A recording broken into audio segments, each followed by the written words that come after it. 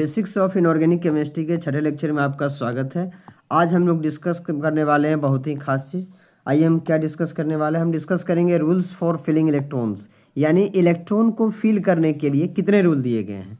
तो सबसे पहला रूल है आपका पॉलिज का, दूसरा है हुन्स का। किसका है? हुन्स का। दो व्यक्ति हुआ, एक पॉली और दूसरा हुन्स, इस दोनों ने रूल दिए हैं। तो सबसे पहले हम डिस्कस करने वाले हैं किसका रूल? पॉली का। ध्यान से सुनिएगा।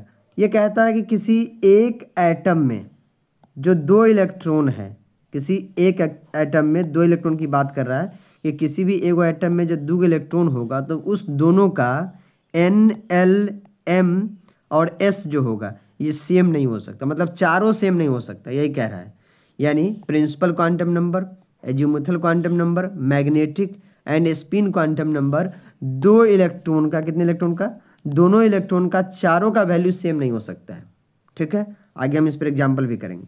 दूसरा रूल कह रहा है कि एक orbital contain, N orbital contain two electron with opposite spin. इसका कहना यह है कि एक ऑर्बिटल में, कितने ऑर्बिटल में? एक ऑर्बिटल में कितना इलेक्ट्रॉन आप रख सकते हैं? दो इलेक्ट्रॉन, लेकिन अपोजिट स्पिन के साथ, एक अपवर्ड डायरेक्शन में, एक डाउनवर्ड डायरेक्शन में। ठीक।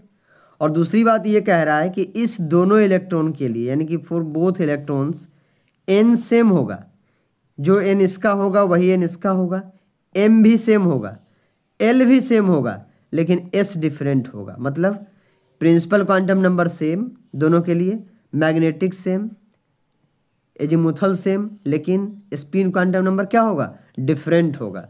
तो ये किसका कहना है? पॉली का। तो आइए इसका हम आपको एग्जाम्पल भी बताएंगे, इसके लिए आपको टेंशन नहीं लेना है। तो एक एग्जाम्पल हम इस चीज़ का करते हैं कि क्या आप समझे या नहीं समझे, एक चीज़ से क्लियर हो जाएगा। सबसे पहले हम यहाँ पर आपके बीच हम ले रहे हैं एग्जाम्पल हीलियम का। ठीक है, तो हीलियम का इलेक्ट्रॉनिक कन्फर्मेशन क्या होता है? 1s2। देखिए हीलियम के पास दो ही इलेक्ट्रॉन है तो 1s2 होता है। के सेल में दो इलेक्ट्रॉन जाएगा पहले में। तो आपको हम बता ये रहे हैं कि फॉर फर्स्ट इलेक्ट्रॉन, इसमें दो इलेक्ट्रॉन है ना, तो हम लिख रहे हैं फॉर फर्स्ट इलेक्ट्रॉन, पहले इलेक्ट्रॉन की हम बात कर रहे हैं। तो पहले इलेक्ट्रॉन के लिए एन का वैल्यू क्या होगा? 1 का है, क्योंकि पहले सेल के अंदर इलेक्ट्रॉन है। हीलियम का जो है पहले सेल के अंदर दोनों इलेक्ट्रॉन है, तो पहले सेल के लिए मतलब एन का वैल्यू क्या हो जाएगा? 1। अच्छा, एल का वैल्यू क्या होगा? 0, क्योंकि एन 1 है तो एल 0 से ही स्टार्ट होगा, तो 0 मतलब एस में है, 0 मतलब क्या होता है? एस, तो एल का वैल्यू 0। एम का वैल्यू क्या होगा? 0। और एस का वैल्यू क्या होगा? एक इलेक्ट्रॉन के लिए मान लेते हैं +½ होगा। ठीक। अच्छा, दूसरे इलेक्ट्रॉन की हम बात करने जा रहे हैं। हम यहाँ पर क्या लिखेंगे कि for second electron.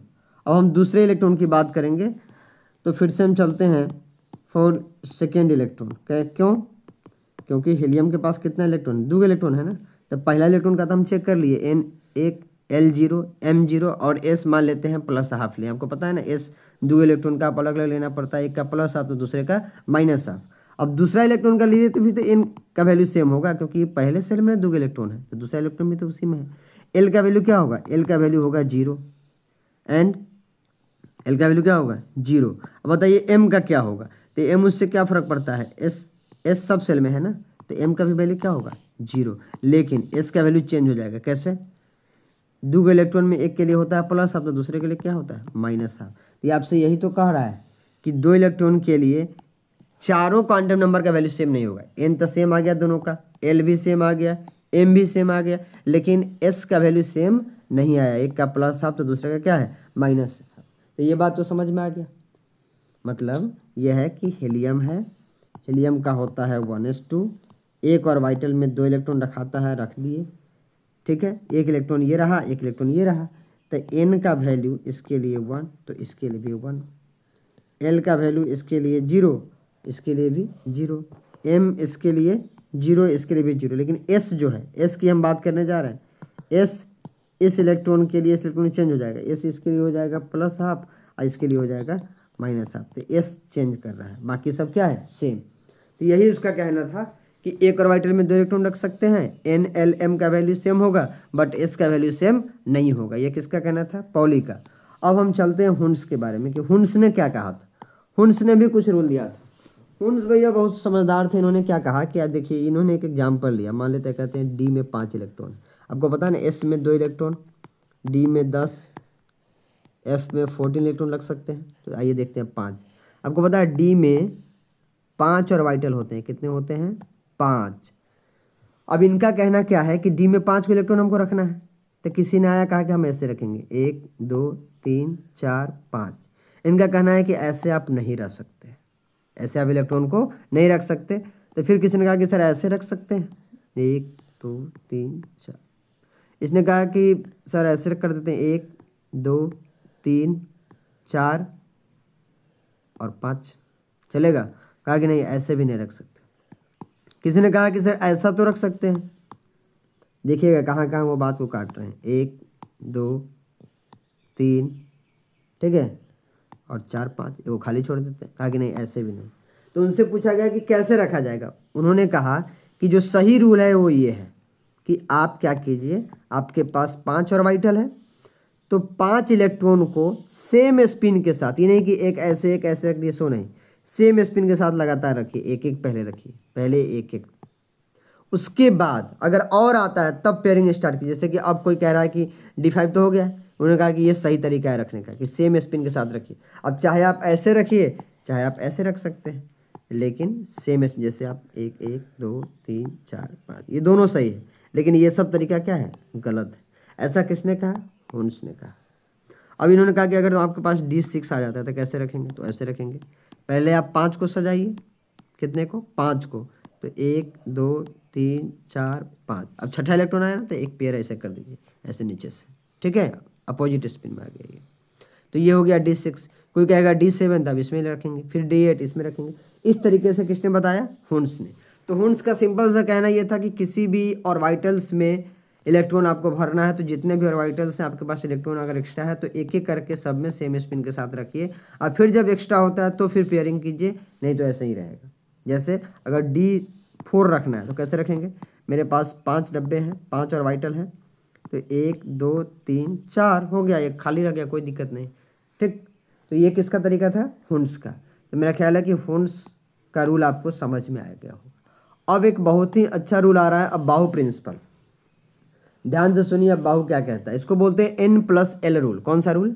N+L rule. German word है ये, जिसका हिंदी होता है बिल्डिंग अप। जर्मन वर्ड है जिसका मीनिंग क्या होता है? Building up. अब रूल क्या कहता है कि अगर N+L वैल्यू बढ़ेगा, N+L वैल्यू बढ़ता है तो एनर्जी ऑर्बिटल का क्या हो जाता है? ज़्यादा। लेकिन कभी ऐसा हो कि N+ वैल्यू सेम आने लगे तब एनर्जी कैसे बढ़ेगा? तो अगर N+L वैल्यू सेम आने लगे तो भी एनर्जी बढ़ेगा, वो डिसाइड होगा N से। अगर N ज़्यादा तो एनर्जी ज़्यादा। मतलब आपको देखना है, 2 ऑर्बिटल का एनर्जी चेक करना है, तो जिसका N+L का वैल्यू ज़्यादा होगा उसका एनर्जी ज़्यादा, और N+L वैल्यू दोनों का सेम आने लगे तो जिसका N ज़्यादा होगा उसका एनर्जी ज़्यादा होगा। अब इस बात का यहाँ पर आपको समझ में तभी आएगा ये बात जब एक हम एग्जाम्पल करेंगे। जैसे हम लेते हैं 3s और हम ले रहे हैं 2s। इस दोनों का एनर्जी आपको कंपेयर करना है। तो बताइए इसके लिए n का वैल्यू क्या होगा? 3। इसके लिए n का वैल्यू क्या होगा? 2। इसके लिए अच्छा NL देख रहे हैं ना, तो L क्या होगा इसके लिए? तो S सब सेल के लिए L का वैल्यू 0, P के लिए होता है 1, D के लिए होता है 2, तो S सब सेल के लिए 0। यहाँ भी S है तो L का वैल्यू क्या आ जाएगा? 0। अब कह रहा है N+L, तो आप जरा चेक कीजिए N+L कितना आ रहा है? तो 3 और 0 जोड़िएगा तो 3 आएगा। इसका भी N+L चेक कीजिए कितना आएगा? 2 0 2 आएगा। तो N+L का वैल्यू ज़्यादा किसका है? पहले वाले में 3 आ रहा है, दूसरे वाले में 2, तो मैक्सिमम तो यही हुआ। इसका मतलब एनर्जी इस दोनों में से किसका ज़्यादा होगा? इसका। और याद रखिएगा इलेक्ट्रॉन फिल करने का तरीका है कि जिसका एनर्जी कम होता है उसमें पहले इलेक्ट्रॉन डाला जाता है, और जिसका ज़्यादा है उसका बाद में। तो फिलहाल आपको ये तो समझ में आ गया किस ऑर्बिटल का एनर्जी ज़्यादा है। 3s वाले का एनर्जी ज़्यादा है किससे? 2s से, क्योंकि इसका N+L वैल्यू ज़्यादा आया है और इसका N+L वैल्यू कम आया है। और भी हम कुछ एग्जाम्पल करते हैं जहाँ पर आपको कंपेयर करना है एनर्जी। जैसे हम एक ले रहे हैं 3D और एक ले रहे हैं 4f, ठीक। आपसे पूछा जा रहा है कि बताइए दोनों का एनर्जी में किसका ज़्यादा है। तो सबसे पहले n पर आ जाइए। n का वैल्यू 3 है क्योंकि आगे 3 है, थर्ड सेल का है। ये 4f है तो n का वैल्यू क्या है? 4। L जो है यहाँ पे 0 4 S 1 4 P एंड 2 4 D, तो n का वैल्यू क्या हो जाएगा? L का वैल्यू 2, और यहाँ पर L का वैल्यू क्या आएगा? 3।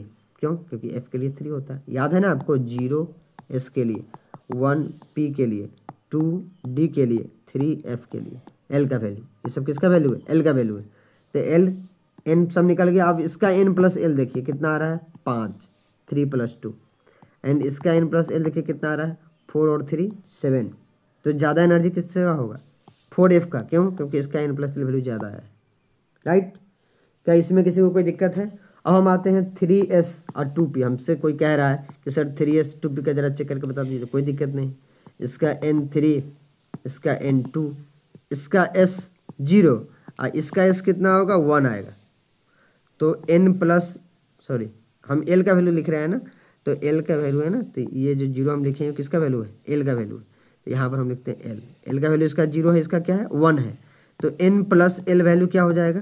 3 + 0 3, और यहाँ पे N प्लस L वैल्यू 2 कितना आएगा? 3। तो दोनों का एनर्जी क्या आ गया? दोनों का एनर्जी आ गया। आपको लग रहा है सेम, क्योंकि N प्लस L वैल्यू क्या आ गया? सेम। तो आपको बताया गया रूल में कि अगर N प्लस L वैल्यू कभी सेम आ जाए तो इस केस में जिसका N बड़ा होगा उसका एनर्जी ज़्यादा होगा। तो आपको बताना है कि 3s2p में N किसका बड़ा है? तो N इसका बड़ा है, इसका N 3 है, इसका N क्या है? 2। तो इस केस में ज़्यादा एनर्जी होगा 3s वाले का। मेरा ख्याल है आपको समझ में आ गया होगा कि जब कभी N plus L value same आने लगे तो एनर्जी डिसाइड किसके आधार पर होगा? N के आधार पर। जिसका N ज़्यादा उसका एनर्जी ज़्यादा। ये समझ में आ गया? तो बाउ प्रिंसिपल मेरे ख्याल से क्लियर हो गया होगा, इसमें किसी को कोई दिक्कत नहीं होनी चाहिए। अब इसी के साथ इस टॉपिक को हम समाप्त करते हैं। नेक्स्ट लेक्चर में हम इलेक्ट्रॉनिक कन्फिग्रेशन के बारे में जानेंगे, और हम जानेंगे कि कैसे N प्लस L वैल्यू की मदद से हम किसी भी कंपाउंड का, किसी भी एलिमेंट का, किसी भी एटम का इलेक्ट्रॉनिक कन्फिग्रेशन लिखते हैं। और कल हम एलिमेंट का इलेक्ट्रॉनिक कन्फिग्रेशन लिखना सीखेंगे। क्या लिखना? Electronic configuration. और उसमें ऑर्डर में हम देखेंगे कैसे N प्लस L के आधार पर इलेक्ट्रॉन फील होता है। तो आज क्या क्या हमने डिस्कस किया ये शायद आपको समझ में आ गया होगा। पहला हमने जाना है कि रूल्स फॉर फिलिंग इलेक्ट्रॉन्स में पॉली का, दूसरा हुंड्स का। इसके बाद हम हुंड्स के बारे में डिटेल में जाने हैं। N प्लस L रूल क्या होता है, बाउ प्रिंसिपल ये भी देखे हैं। जर्मन वर्ड है जिसका मतलब होता है बिल्डिंग अप। और N प्लस L वैल्यू ज़्यादा है मतलब एनर्जी ज़्यादा, और N plus L value same आने लगे तो N ज़्यादा तो एनर्जी ज़्यादा। तो यहाँ तक सबको क्लियर है? ठीक है, इसी के साथ नेक्स्ट लेक्चर में मिलते हैं। तब तक के लिए thank you so much. Okay.